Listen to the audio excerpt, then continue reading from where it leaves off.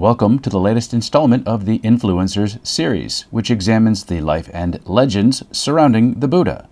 Buddha had an impact that goes far beyond Buddhism, and an upcoming Connections series video will examine in detail these related links. For now, let's look at the man and what his philosophy initially looked like. First, I must define some terms. Early Buddhism is the term used by scholars to define the thinking and beliefs original to Buddhist philosophy. Normative Buddhism is the term used to define what Buddhism evolved into centuries later.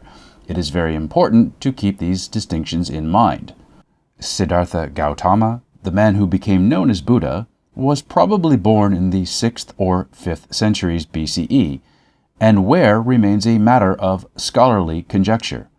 In his book, The Greek Buddha, Professor Christopher Beckwith postulates that early Buddhism emerged in reaction to Persian monotheistic ideas of Zoroastrianism once the Persian Empire conquered the Indus Valley in northwest India.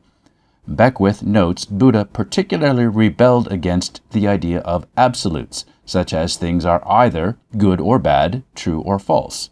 Buddha rejected the ideas inherent to the Zoroastrian religion, and so belief in a soul which violates the concepts of impermanence, non-self, and a creator deity were also rejected by Buddha.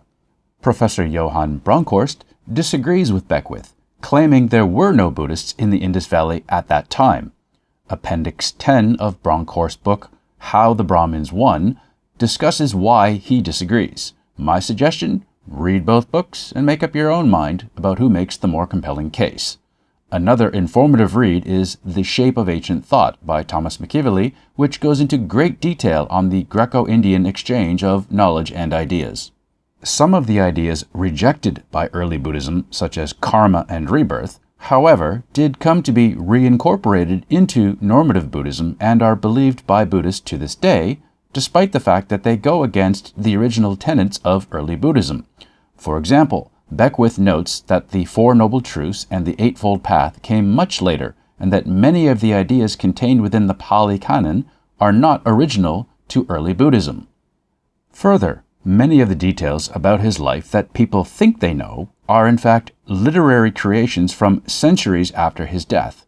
For example, the story that he was born the son of a local king, sheltered but then escaped the palace and discovered human suffering, which inspired his meditative quest, is one of these later inventions.